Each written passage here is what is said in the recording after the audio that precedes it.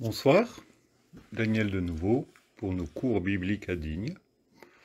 Donc pour faire moderne, nous allons commencer la saison 2, l'épisode 1, sur un des événements majeurs rapportés dans la Bible, ainsi que dans d'autres mythologies et autour du monde, le déluge. Donc dans la Bible, vous trouverez une description complète dans Genèse, donc le premier livre de l'Ancien Testament, des chapitres 6 au chapitre 9. Donc pour simplifier, comme j'ai fait ces petites cartes, Dieu a dit à Noé de faire une arche, un bateau. Donc c'est très intéressant à étudier. Puis il a envoyé un déluge qui a anéanti l'ancien monde. Pour quelle raison vous chercherez.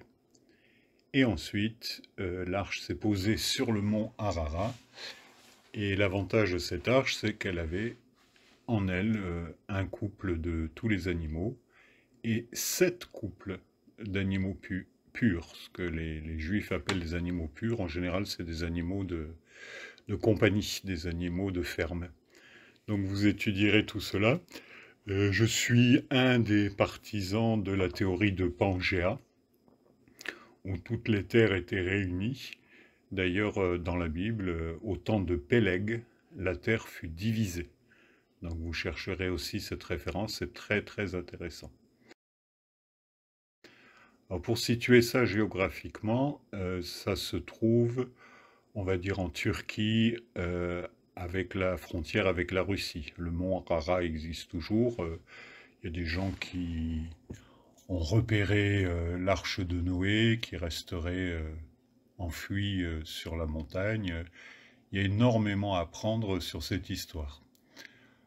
Pour la construction, on ne sait pas trop, je pense que ça devait être dans le coin. Alors, il y a des gens qui pensent que le déluge était local, d'autres comme moi qui pensent qu'il était global, et que les eaux étaient au-dessus des montagnes. Ce n'est pas mon opinion personnelle, c'est dans Genèse 7, du verset 17 au verset 24. Donc quoi qu'il en soit, il y a eu un ancien monde. Et il suffit de regarder, d'étudier, c'est tout à fait fascinant. J'ai passé des jours, des mois et des années à étudier tout cela. Il y a même des gens qui ont reconstruit des maquettes de l'arche à grandeur réelle.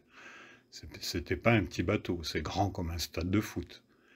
Et il y en a qui ont calculé combien d'animaux il aurait pu rentrer, est-ce que les animaux étaient jeunes, est-ce qu'il y avait des dinosaures. Puis ça va plus loin parce que il y a des gens qui disent, et c'est dans la Bible, que les fils de Dieu se eurent des enfants avec les filles des hommes, on appelle ça des ogres, qui auraient eu des géants, des néphilim, qui auraient eu des civilisations passées. Bref, j'ai passé beaucoup de temps et beaucoup d'énergie à étudier tout cela, jusqu'au jour où je me suis rendu compte que Dieu avait juste tiré la chasse. Fini, l'ancien monde est fini, il n'existera plus. On ne reviendra pas au monde antédéluvien. Je ne sais plus si on dit, oui, antédéluvien, avant le déluge. Et c'est un peu ce qui se passe dans notre vie. Parfois, notre ancien monde a été noyé sous les eaux du destin, de nos choix, des actions des autres. Et au lieu de faire comme Noé, de noyer notre ancien monde dans l'alcool, au risque de paraître nus aux yeux de nos enfants sans défense, levez les yeux vers le nouveau monde que Dieu a mis. Regardez cette arche, c'est un autre nom pour l'arc-en-ciel.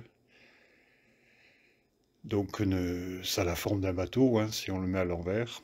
C'est pour ça que l'arche de Noé s'appelle aussi arche. C'est la forme d'un arc en fait, hein, c'est un arc de cercle. Donc ce mot arche vaut aussi bien pour le bateau que pour l'arc-en-ciel.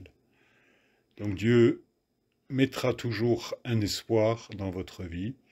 Ne regardez pas vers le bas, ne noyez plus votre ancien monde. Regardez vers le haut, vers l'espoir qu'il vous tend, vers cette alliance. La Bible dit que l'arche dans le ciel est une alliance entre Dieu et les hommes. Il ne fera plus venir un déluge. C'est rare dans une vie qu'on n'ait plus d'une grosse catastrophe. Par contre, c'est très souvent qu'il nous en arrive une. Donc je sais que c'est dur pour moi-même. J'ai aussi subi des déluges de mes anciens mondes. Mais à chaque fois, Dieu m'a aidé à relever la tête et à voir son arc-en-ciel qui, comme vous le savez, n'apparaît que quand il y a la pluie et le soleil. Bonne soirée.